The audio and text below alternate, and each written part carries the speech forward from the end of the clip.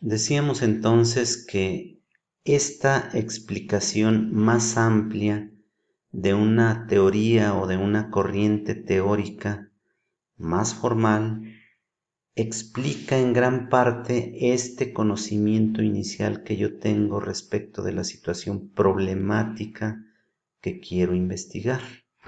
Así entonces, tengo un cuadro más completo, enriquezco mi conocimiento respecto del asunto que es motivo de mi investigación. Y, de hecho, cuando yo adquiero este conocimiento a través de la lectura de distintos informes, me queda más claro cuáles son los elementos que me causan duda respecto de mi situación problemática.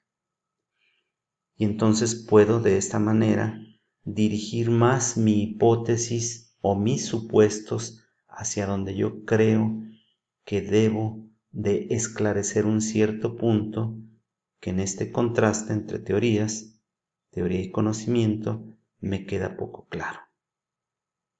Quiero aquí volver a hacer mención de que esta construcción de un marco teórico se aplica habitualmente a cualquier tipo de investigación. Sin embargo, en la metodología de la investigación cualitativa llamada teoría fundamentada, que es un procedimiento independiente, ahí el proceder difiere un poquito. Si vamos a hacer una investigación a través de la teoría fundamentada, pues entonces probablemente no vamos a requerir la explicación teórica inicial o previa. Iremos al campo en búsqueda de esta situación solamente teniendo la idea de lo que está pasando en un cierto contexto. Vamos a suponer que a mí me inquieta la idea de la violencia de género en un cierto colectivo, entonces no ocupo, si es que voy a hacer mi investigación a través de la teoría fundamentada, no ocupo este aporte de los autores teórico previo. Me voy al campo, investigo y a través de cómo vayan surgiendo las informaciones y los datos, yo voy construyendo teoría extraída de la información de mi investigación en este ámbito localizado. Esto se supone que se hace debido a que lo que queremos es conocer de manera genuina lo que está sucediendo en cierta población de sujetos y no queremos ir con el prejuicio de un conocimiento teórico previo, porque si no entonces tal vez sesguemos la investigación hacia las pautas que la teoría nos está mencionando y que se supone que deberíamos encontrar aquí. Por tanto, es distinto el procedimiento. Repito, habitualmente en la investigación cualitativa lo hacemos construyendo un marco teórico, guiándonos para saber qué es lo que vamos a investigar respecto del problema que nos inquieta, pero puede no llegar a suceder esto. Bien, avanzando, vamos a ver cómo vamos a proceder para construir esta sección del marco teórico. En primer lugar, cuando empecemos a escribir en nuestro documento, vamos a hablar de la situación problemática, pero en términos conceptuales, es decir, teóricos, es decir, subjetivos, es decir, generales. No vamos a estar refiriéndonos a ninguna situación problemática en concreto, sino a lo que los autores han hablado respecto de un cierto problema. Otra vez, pongo como ejemplo la violencia de género. Empecemos a hablar de la violencia de género en términos generales.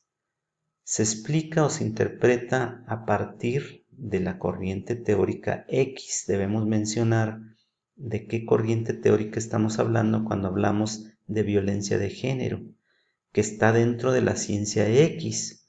¿La violencia de género puede verse desde la psicología? Sí.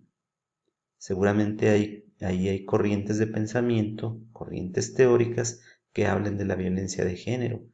¿Puede verse desde la sociología? Sí, también ahí habrá corrientes que lo expliquen.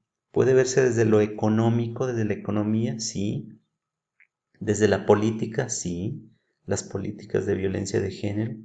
O sea, todos los problemas tienen una explicación teórica mayor, general, en un cierto campo de las disciplinas científicas. ¿Cómo esta teoría explica ese problema? Estamos hablando en el nivel conceptual, no referido a ningún problema en concreto. Después de que hayamos terminado con esto en nuestro documento, vamos al segundo paso y ahora sí vamos a hablar del problema concreto, es decir, el que nosotros hemos detectado a través de nuestra propia experiencia, el que queremos investigar. Y aquí, al hacer este contraste, otra vez nos encontramos con que van a surgir los supuestos o las hipótesis, que los supuestos son los puntos que nosotros queremos esclarecer porque no están claros acá y por supuesto no están claros acá tampoco.